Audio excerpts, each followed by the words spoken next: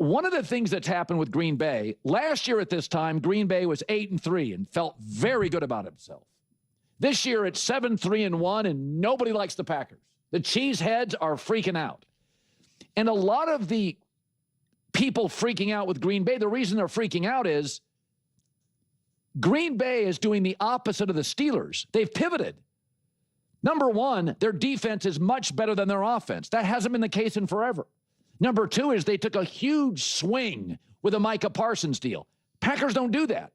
Number three, they haven't done this in 20 years. They took a wide receiver, a flashy player in the first round. So they're doing things that Green Bay doesn't do. But they were 8-3 at this time last year. They're 7-3-1, and nobody likes them.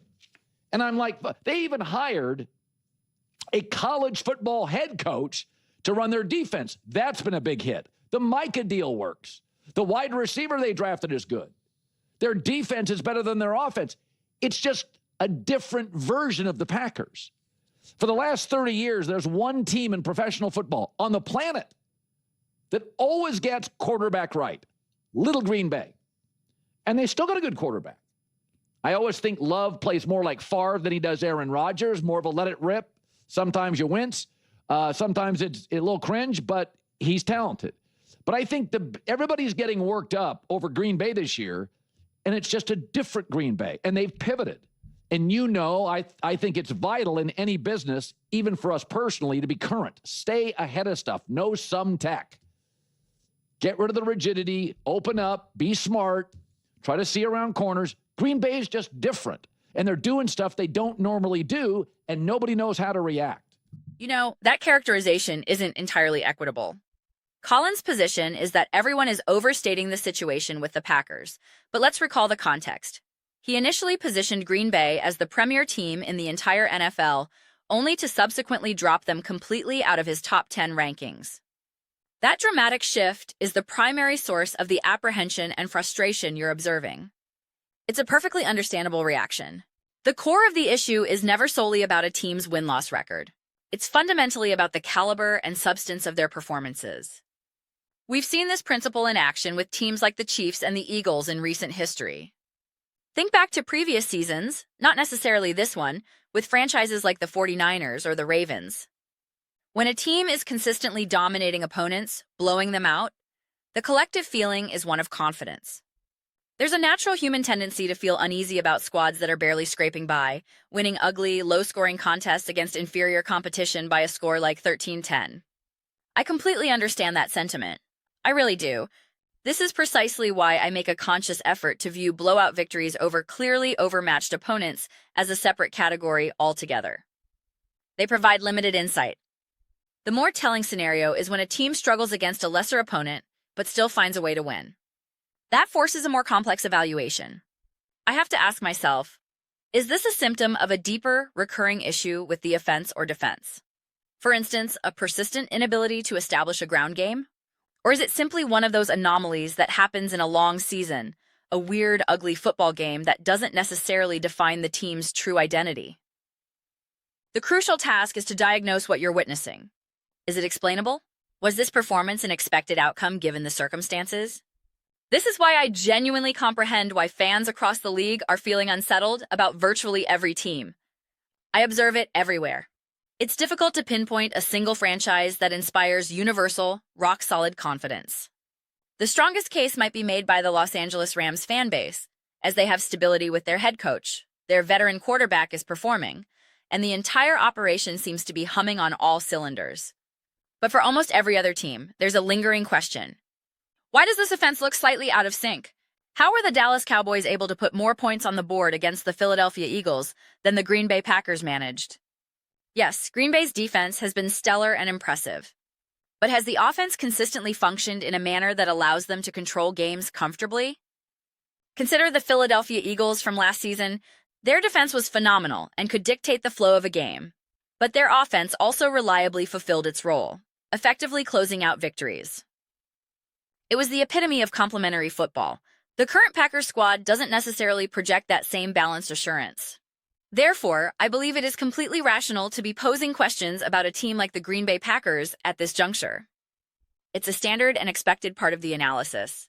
To be fair to Colin, He is predicting the Detroit Lions to win this upcoming game. The prevailing expectation is that the Packers are the superior team, yet he foresees them losing.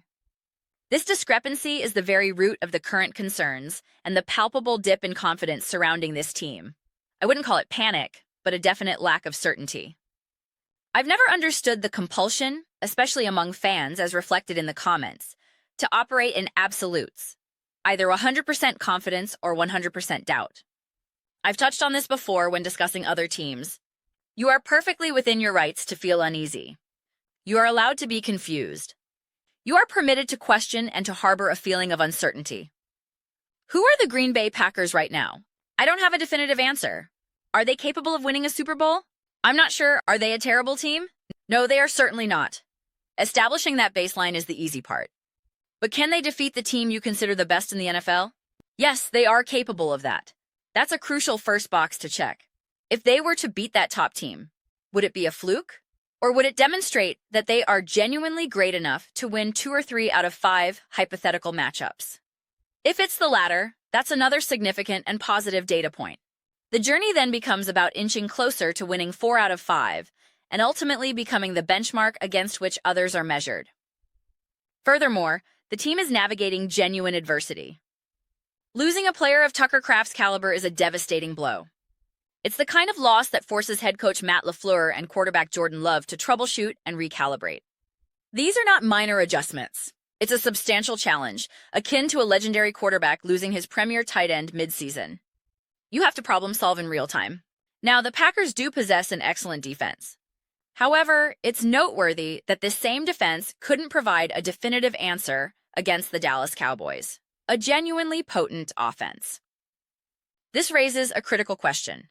If a defense excels only against mediocre opponents, that is a legitimate problem. What separated the Philadelphia Eagles' defense last year was its ability to rise to the occasion against other elite offenses. They contained Matthew Stafford, they disrupted Patrick Mahomes, and they stifled a Baltimore Ravens attack featuring a dominant Derrick Henry. They made iconic plays, like C.J. Gardner-Johnson's famous tackle on Henry. It didn't matter how well the opposing quarterback was playing. That defense swallowed them whole. I want to be clear. I am not stating that the Packers' defense cannot do this. I am simply pointing out that they had an opportunity to make a statement against the Cowboys, and they were unable to do so. This wasn't even against a fully armed Cowboys offense. That single performance has tangible consequences for the Packers' standing in the wild card race, the division title, and the pursuit of a first-round bye. All of these playoff implications are now more complicated. Consequently, the Packers find themselves in a more precarious position than most anticipated. Therefore, the confusion, the questions, and the lack of swagger are, in my view, completely justified.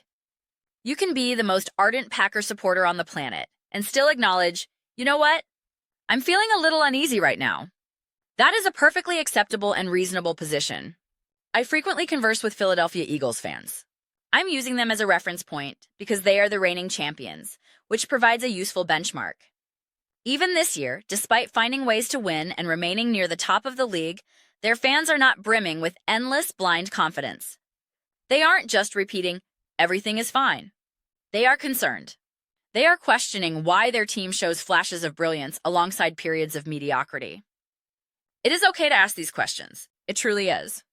I suspect a reason this feels so pronounced this season is that the league landscape is particularly murky and undefined compared to last year. Last season, the hierarchy of teams felt much clearer. This year, everything seems messier and more convoluted. I believe people are inherently uncomfortable with this level of uncertainty.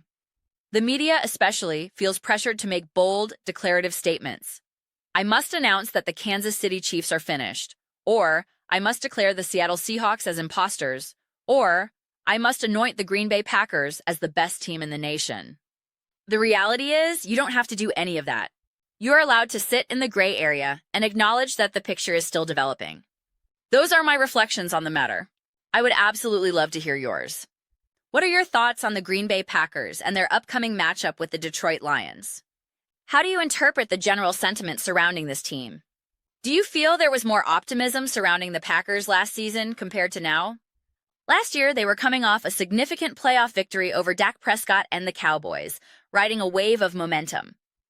They were highly competitive in a game they could have easily won against the 49ers, nearly reaching the NFC Championship. This time, the memory is a rough wild-card loss to the Eagles, where they never truly seemed in contention. Given that context, I believe the current emotional roller coaster and the questions surrounding the team are entirely logical. But I am very interested in your perspective. Let me know your thoughts in the comments below. I read every single comment. So, whether you agree with me or disagree with me, let's get some discussions going. Let's get into some spirited debates, but ultimately, let's just have some fun with it. Please consider subscribing.